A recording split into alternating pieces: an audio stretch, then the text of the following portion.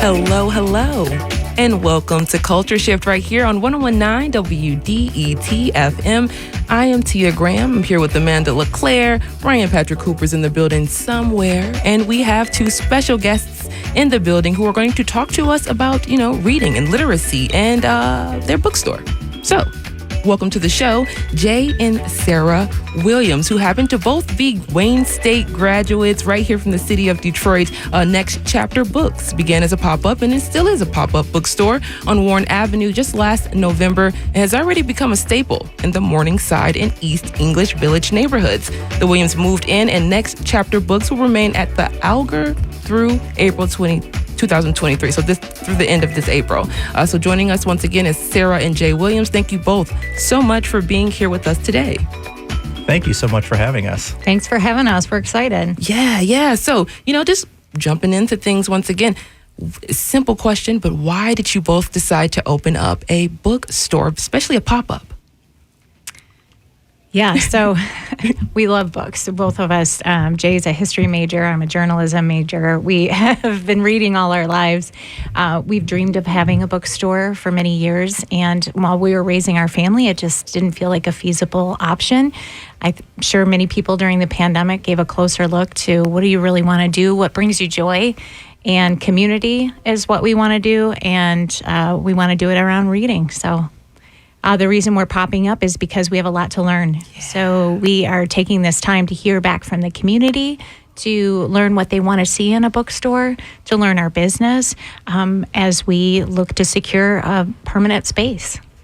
Jay, you want to add? Yeah, no, Sarah summed it up really well. I had been in the automotive industry for over 20 years, and, I went back to school to get my master's, and I'm still working on my master's in public history. And so we just said, this is the time to do it. And, we had this idea last summer, and we met with the people out in East English Village, and they threw us into the Alger Theater, and the day after Thanksgiving, and we've been there for the last 4 months, and it's been wonderful. Yeah, let's talk a little bit about the East Warren Development Corp. and you all coming together with them to find the space to work out of. It's a really unique and cool space. If you can talk to us a little bit about it.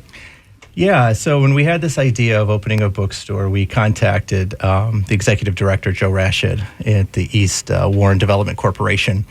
And he met with us and his staff, Sarah Feldman, and we walked up and down East Warren to just kind of get used to the neighborhood. And we'd walk by the Alger, and so we were it was kind of on our radar. And then as the holidays came, we wanted to do just a booth at their holiday market.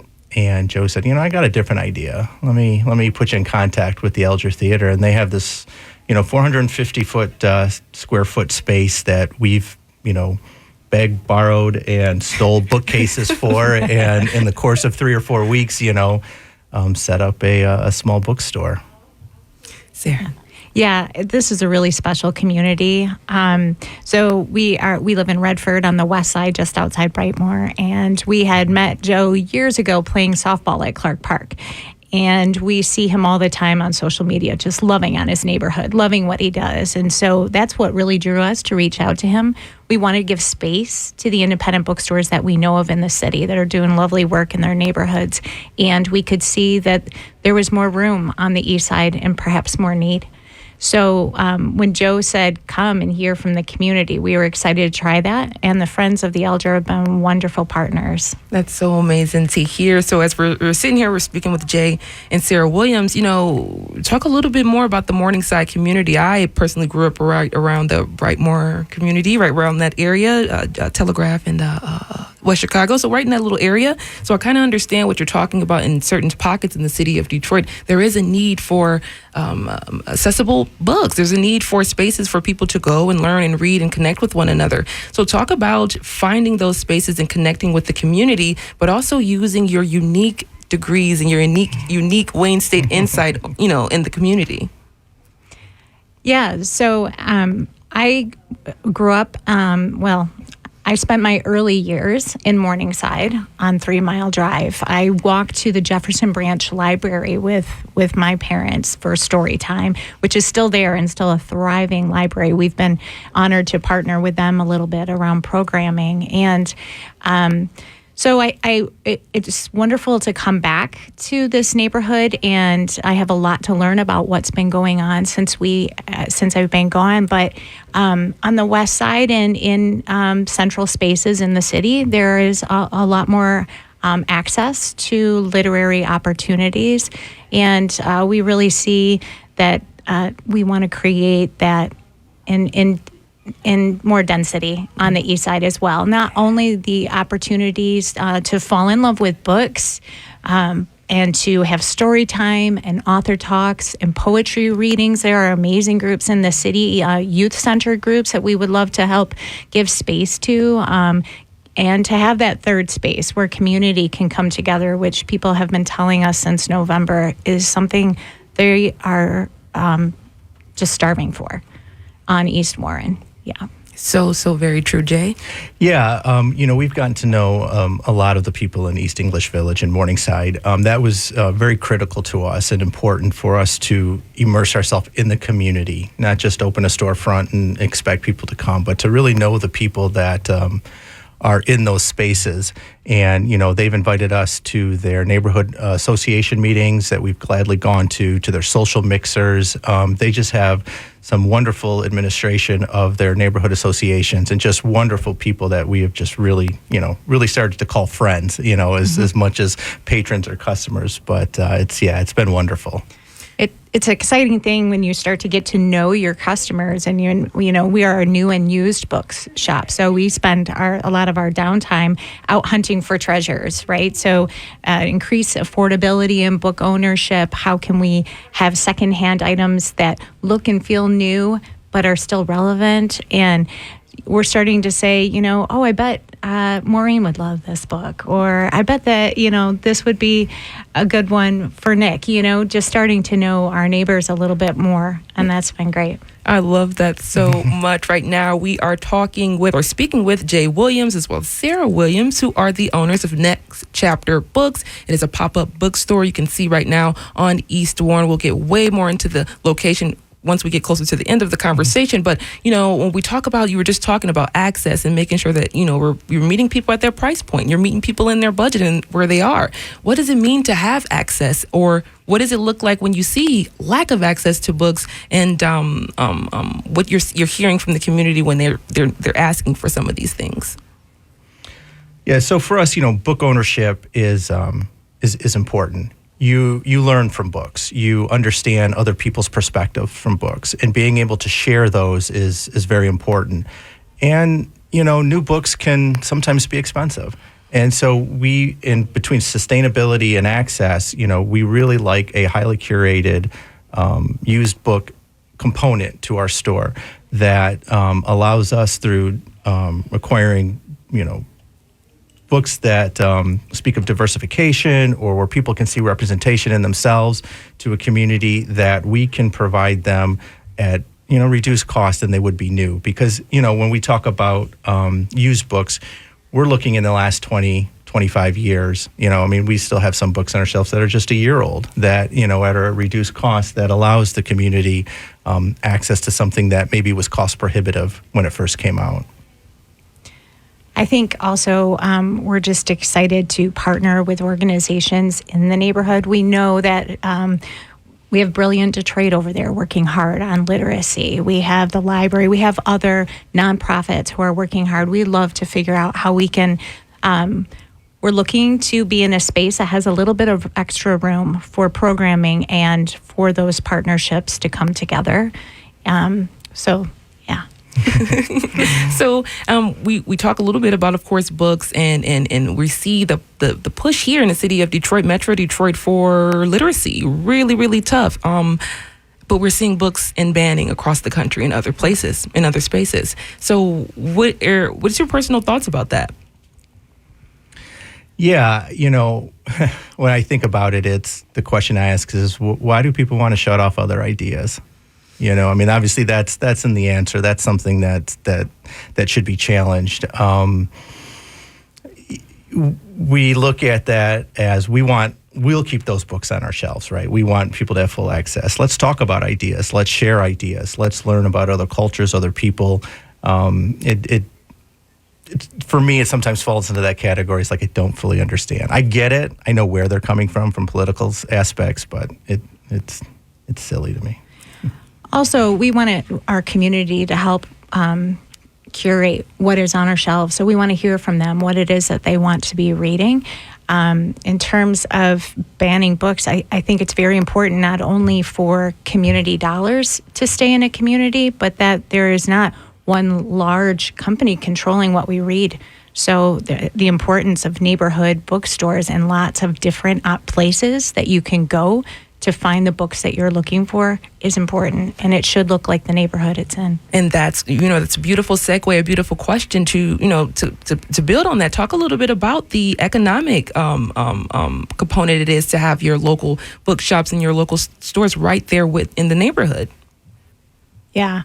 So we believe that investing in a community bookstore, not only are you investing in neighborhood relationships, right? So what you can find in a bookstore and have that personal relationship with that bookseller who knows you and understands the things that you want to read, who maybe will even challenge you, maybe point you to a book that you hadn't thought you were coming in for, a place for curiosity, a place for inspiration, a place to browse, and really to take that time, that kind of quiet time, away from technology and while you're looking for books is really important. And we want to be a space for that. It's also really important to keep our dollars in community. So one of the things that Jay and I all along, we plan to, when we find where we can have a secure home with the bookstore, we'd like to move into the community as well. We don't want to live in one neighborhood and have our business in the other. So we wanted to give those dollars back into the community, and we also want to be able to be there on a daily basis. So when we talk about your location right now, you're going to be ending. It's going to be ending in April, the end of next month. What are your next ideas? What's the next steps? What are you planning to do? So we are looking on East Warren in that same area. We're looking to secure a facility there. We're looking to secure a building there, so when we close in April, it may give us a couple of months to take in all the information that we've got over the last few months, figure out who we want to be, and our plan, our hope is at some point this summer to reopen as Next Chapter Books with a permanent home on East Warren with deep roots into the community. The Development Corporation has been wonderful to partner with us to really help us understand the buildings that are there. And we are in conversation about one in particular. We'll see what happens with that. Yes. And the Elder have been wonderful, right? When we came there, we were popping up for the holidays. And they have extended and allowed us to use their space. I think they're excited to have it activated in some ways. I think it's brought a lot of wonderful communication about the Elder Theater and its historic place. People come and they're like, I used to come. They come from Grosse Pointe. They come from the neighborhood. They come from other places in the city, and they have memories about being in that space. So that has been a gift to be able to start our business in something that already means so much to the community. And we're hoping to be able to create a new space that will mean a lot to the community as well. Yes, and Jay, you're in school right now, public history. Yeah. When we talk about the theater, and you hear some of the things that people are saying when they're coming, talk about just being in a space, in a place where you can help build on the legacy that's already in that neighborhood. Yeah, and I think there's a lot there. In the space that we are, they have this old picture from the 1940s of the Elder when it looks, right? So that was right up my alley. And just, so a lot of the patrons, our customers, they come in and they see it, and we're able to say, okay, this is where we're located. They can see it on the streetscape. And that preservation of those memories, is really important, because there's a lot of places in that area. Recently, I think the Cadju Stage, which has some history there, is reopened, or it's going through some form of renovation, So that's an aspect that, I was talking to Sarah about. When we find a place, I want to understand the historical places of that community and really bring those out, like on the walls of our store, because the neighborhood's important, that history's important.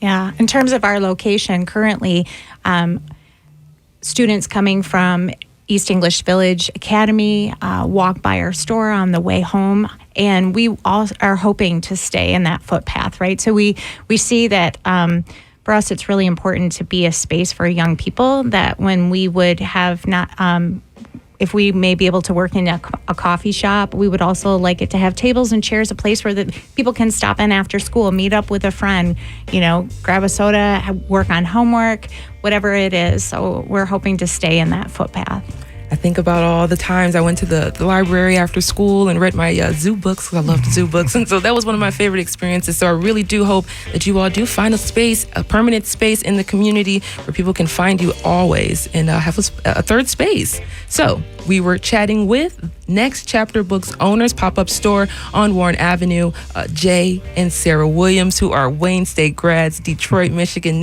just right here, homegrown, who are trying to give back to their community. Give us the location. 16451 East Warren, and you can't miss it. We're at the Elger Theater. You can also find us on nextchapterbkstore.com, and you can find us on Instagram, Next Chapter Books Detroit, and Facebook, Next Chapter Books. Thank you both, Jay and Sarah, for being here. Thank you so much. It's been a pleasure. Welcome.